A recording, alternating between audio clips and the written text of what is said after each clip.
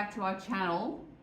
Thanks for watching, and this video is a continuation of the video that we uploaded. This is part 2 of our lifestyle here in Chiang Mai and just updating where we're at.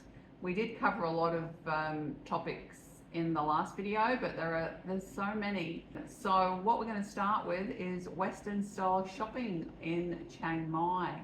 Okay, and what I found... Lorna's a shopping queen.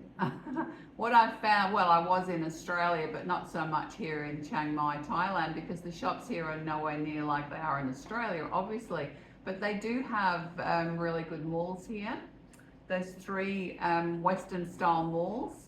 There's Central Festival in Chiang Mai, there is the Maya Mall, and there's also the Airport Plaza. And they're all really big shopping malls that you could compare them to Brisbane malls like Westfield type shopping malls on the Gold Coast.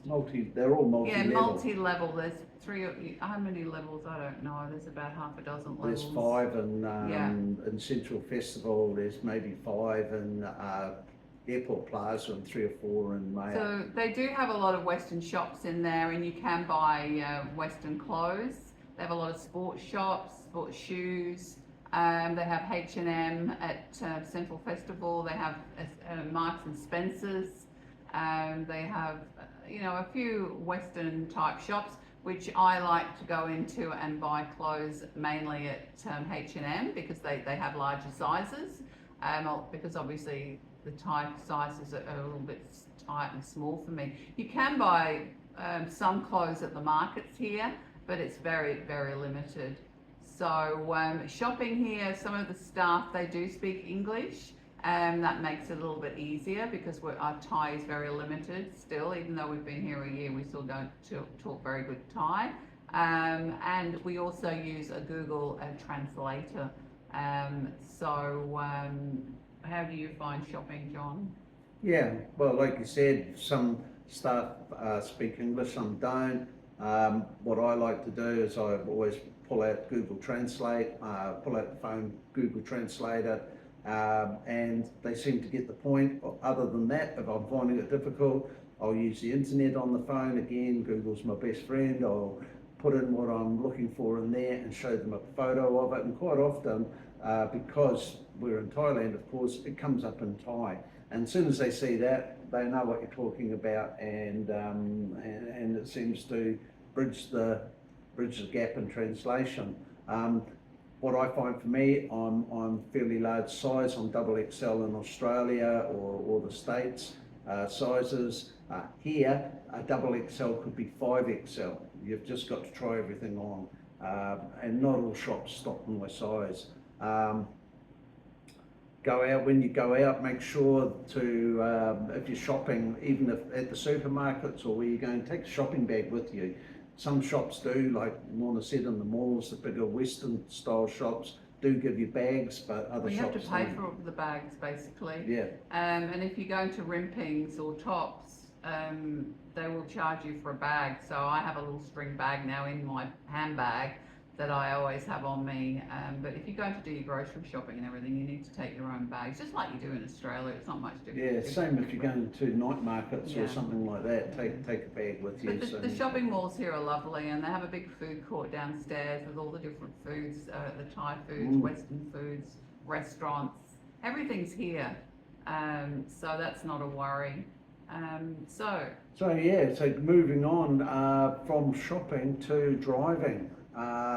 Have you found the driving here? Well, I found the driving at first, I was a little bit overwhelmed with the driving. I didn't drive for a couple of months.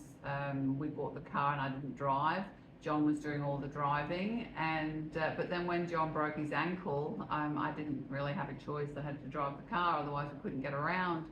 So, but I found that it was easier for me because I've been observing the road and watching John, and we also have the Google Maps in the car, which has made it easier to find where we're going, and it's a lot more simple. Yes, the driving here is different to Australia. The traffic flows, the traffic lights, when they are on red, they tend to be on red for nearly 5 minutes.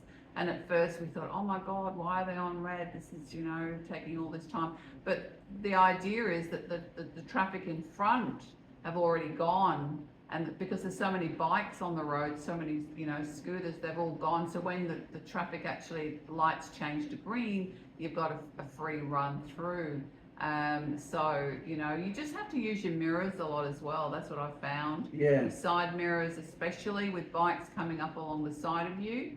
But no, I'm finding it okay driving. Yeah, for me, like Lorna said, when we bought the car, our car, it didn't have sat nav in it. So, and we noticed, straight away that most cars here, they're all using Google Maps on their dash screens. So that's how we get around. The value of cars here can be, some of them are higher than Western countries.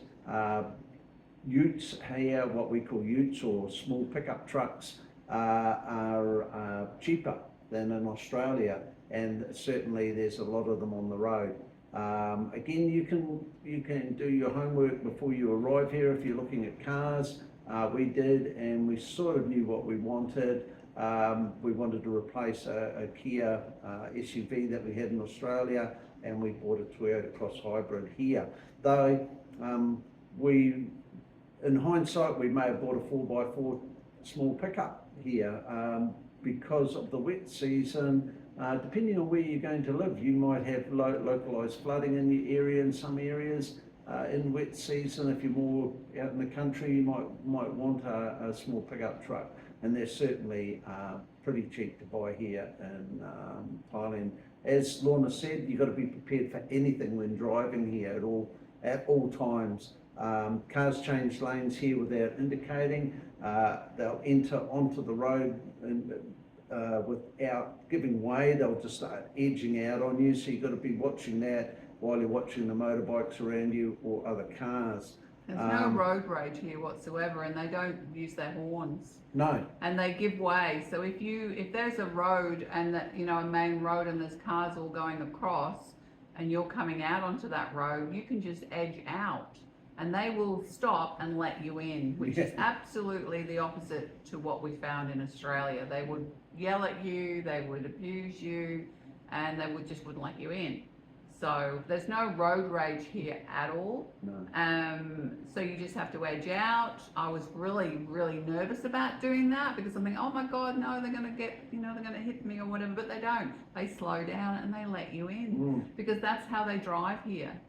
So I found that much easier. That's right. And also, when making a left turn, like you're going into a shopping centre or even turning into another side street, always watch your left-hand side mirror for scooters, because they will often continue passing you on the inside while you're trying to make a left turn. Even though you've got your indicators on, you're doing everything right, and you go to make your turn, then all of a sudden you'll hear the toot-toot of a scooter horn letting you know that he's passing you on the inside.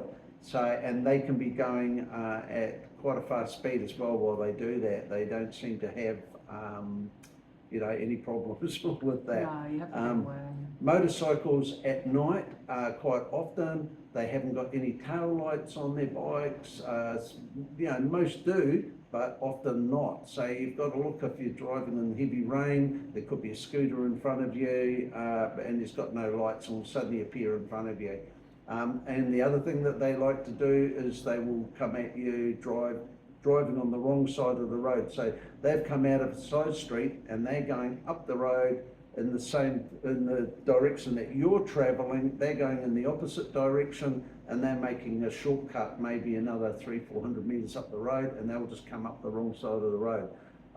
Keeping left, but they will still, give you a hell of a fright. It's like bikes almost rule on the road, don't they? Yeah. There's two flows. There's the car flow and there's the bike flow. And once you understand that, you leave from the red light. The bikes will all take off first, and pretty soon that they'll all filter over to the left-hand side.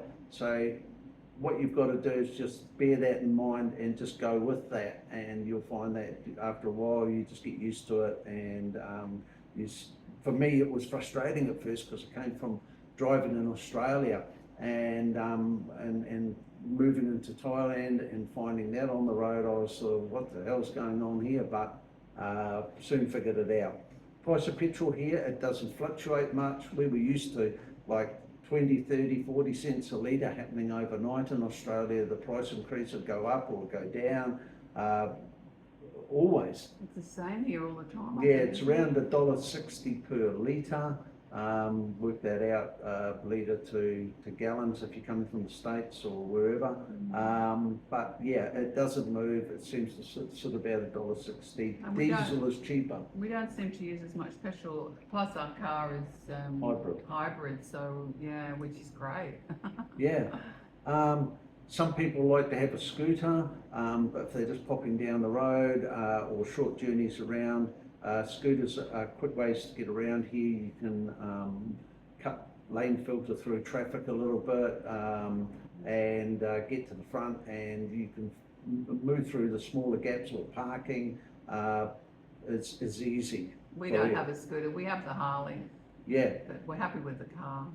So that's driving on the road here.